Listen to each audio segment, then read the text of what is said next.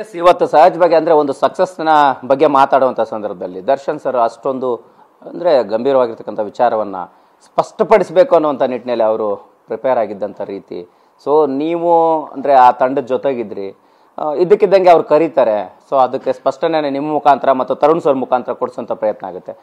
ಈ ಸಂದರ್ಭ ಯಾಕಾಯಿತು ಅನ್ನೊಂದು, ಅಂದರೆ ಅವರ ಆಕ್ರೋಶಕ್ಕೆ ಅಷ್ಟೊಂದು ಕಾರಣ ಆಗಿರ್ತಕ್ಕಂಥದ್ದು ಏನು ಅನ್ನುವಂಥದ್ದು. ಈಗ ಟೈಟ್ಲ್ ಇದು ನಂದೇ ಅನ್ನೋಂಥ ಒಂದು ಕ್ಲಾರಿಫಿಕೇಶನ್ಸ್ ಅಂತ ಬಂದಾಗ ದರ್ಶನ್ ಸರ್ ಏನು ಮಾಡಿದ್ರು, ಈಗ ಅವರು ಹೇಳ್ಬೋದಾಯಿತು ಇದು ನಂದೇನೋ ಬದಲು ಒಬ್ಬರನ್ನ ಸಾಕ್ಷಿಯಾಗಿಟ್ಟು, ಅದು ನಾನಾಗ್ಬೋದು ಅಥವಾ ನಮ್ಮ ತರುಣ್ ಸರ್ ಆಗ್ಬೋದು, ಕರೆದು ಅವತ್ತು ನಾವೆಗಳಿದ್ದಿದ್ದು.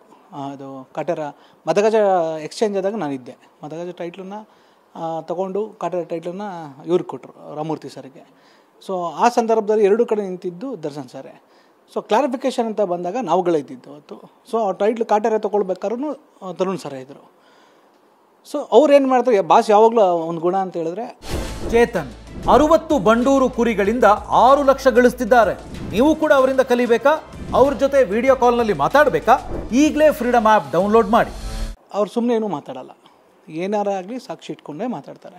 ಸೊ ಸಡನ್ ನನ್ನ ಕರೆದಾಗ ನನಗೆ ಇದಾಯಿತು, ಏನು ಹೇಳಬೇಕು ಅಂತ ಹೇಳಿದಾಗ ನನಗೆ ಏನು ನಡೆದಿದ್ದೆ ಅವತ್ತು ಅದನ್ನು ಮಾತ್ರ ನಾನು ಹೇಳಿದ್ದೀನಿ ಅವತ್ತು. ಬಾಸ್ ಅದನ್ನೇ ಹೇಳೋಕ್ಕೆ ಹೇಳಿದರು. ಡೈರೆಕ್ಟ್ರ್ ಏನು ಹೇಳಿದೆ ಹೇಳಿ, ವೇದಿಕೆ ಮೇಲೆ ಹೇಳಿದರು, ನಾನು ಅದು ಹೇಳಿದ್ದೀನಿ. ಈಟಾಗಿ ಇವತ್ತು ಹೇಳ್ತಾ ಇದ್ದೀನಿ. ಮದಗಜ ಟೈಟ್ಲ್ ಇದ್ದಿದ್ದು ರಾಮಮೂರ್ತಿ ಸರ್ ಹತ್ರ, ಕಾಟೇರ ಟೈಟ್ಲ್ ಇದ್ದಿದ್ದು ಉಮಾಪತಿ ಸರ್ ಹತ್ರ. ಎರಡೂ ಟೈಟ್ಲನ್ನು ಎಕ್ಸ್ಚೇಂಜ್ ಮಾಡಿಸಿದ್ದು ದರ್ಶನ್ ಸರ್. ಆದರೆ ಕಾಟೇರ ಟೈಟ್ಲು ರಿಜಿಸ್ಟ್ರೇಷನ್ ಮಾಡಿಸಿದ್ದು ಅವತ್ತು ದರ್ಶನ್ ಸಾರು ಉಮಾಪತಿ ಫಿಲಮ್ಸಲ್ಲಿ. ಆ ಟೈಟ್ಲನ್ನ ರಾಮಮೂರ್ತಿ ಅವ್ರು ಕೊಟ್ಬಿಟ್ಟು ಮದಗಜ ಟೈಟ್ಲನ್ನ ನೀವು ತೊಗೊಳ್ಳಿ ಅಂಥೇಳಿ, ಇಬ್ಬರು ನಿರ್ಮಾಪಕರು ನಮ್ಮವರೇ ಅಂಥೇಳಿ ಎಕ್ಸ್ಚೇಂಜ್ ಮಾಡಿಸಿ ಬಂತು. ಅದಾದ ನಂತರ ಇವಾಗ ಮತ್ತೆ ಆ ಟಾಪಿಕ್ಕು ಓಪನ್ ಆದಾಗ ಇವತ್ತು ರಿಯಾಕ್ಟ್ ಮಾಡಿದ್ದಾರೆ, ಅದಕ್ಕೆ ಸಾಕ್ಷಿ ಸಮೇತ ರಿಯಾಕ್ಟ್ ಮಾಡಿದ್ದಾರೆ ಬಾಸ್.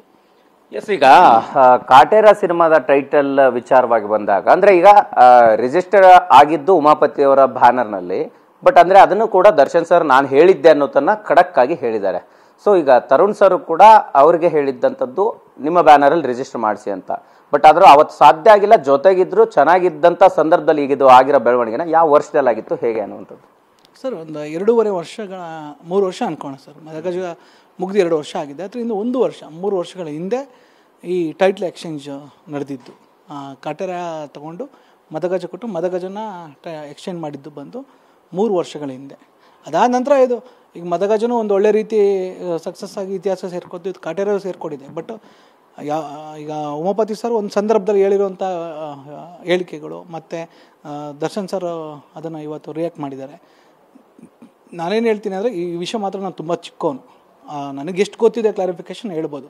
ನಾನು ಅವತ್ತು ಬಾಸ್ ಎದುರುಗಡೆ ನಿಂತ್ಕೊಂಡಾಗ ಅದೇ ನಾನು ಇವತ್ತು ಹೇಳ್ತೀನಿ, ಅದು ಟೈಟ್ಲು ಬಂದು ಮದಗಜ, ಅದು ರಾಮಮೂರ್ತಿ ಅವ್ರದಿಂದ ಕೊಡಿಸಿದ್ದೆ ದರ್ಶನ್ ಸರ್. ಅದ್ರ ಬದಲು ರಾಮಮೂರ್ತಿ ಸರ್ಗೆ ಯಾವುದೇ ರೀತಿ ಸುಮ್ಮನೆ ಕೊಡಬಾರ್ದಲ್ಲ, ಕಾಟೇರ ಕೊಟ್ಬಿಡಿ. ಅವರು ಮತ್ತೆ ಅದೇನಿತ್ತು ಅಂದರೆ ಮದಗಜ ಟೈಟ್ಲ್ ಇಟ್ಕೊಂಡು ರಾಮಮೂರ್ತಿ ಸರ್ ಸಿನಿಮಾ ಮಾಡಬೇಕು ಅಂತ ಇತ್ತು ಬಾಸ್ಗೆ. ಅದೇ ಸಂದರ್ಭದಲ್ಲಿ ನಾನು ಅನೌನ್ಸ್ ಮಾಡ್ಕೊಬಿಟ್ಟೆ ಬೇರೆ ಇದರಲ್ಲಿ ಕಾರಣದಿಂದ. ಸೊ ಆವಾಗ ಏನಾಯ್ತು, ಅನೌನ್ಸ್ ಆಗಿದೆ, ಮುರಳಿ ಸರ್ ಬೇರೆ ಯಾರೂ ಅಲ್ಲ, ನಮ್ಮ ಕಲಾವಿದನೇ, ನಿರ್ಮಾಪಕರೇ ನೀವು ಮಾಡ್ಕೊಳ್ಳಿ ಅಂತೇಳಿ. ಯಾವ ಸಂದರ್ಭ ಅಂದರೆ ಅವರು ಆಕ್ಸಿಡೆಂಟ್ ಆಗಿತ್ತು ಅವಾಗ ಮೈಸೂರಲ್ಲಿ, ಒಂದು ಕೈ ಇವತ್ತು ಆಕ್ಸಿಡೆಂಟ್ ಆಗಿತ್ತು, ಆ ಸಂದರ್ಭ ಅದು. ಆವಾಗ ಕರೆದು ರಾಮಮೂರ್ತಿ ಸರ್ಗೆ ನೀವು ಕಾಟೇರ ಟೈಟ್ಲ್ ಇಸ್ಕೊಂಡು ಮದಗಜ ಕೊಡಿ ಅಂತೇಳಿ ಎರಡೂ ಕಡೆ ನ್ಯಾಯ ಕೊಡಿಸಿದ್ದೆ ದರ್ಶನ್ ಸರ್. ದರ್ಶನ್ ಸರೇ ಬಂದು ಕಲಾವಿದರ ಸಂಘದ ಮದಗಜ ಟೈಟ್ಲನ್ನು ಅನಾವರಣ ಮಾಡ್ತಾರೆ.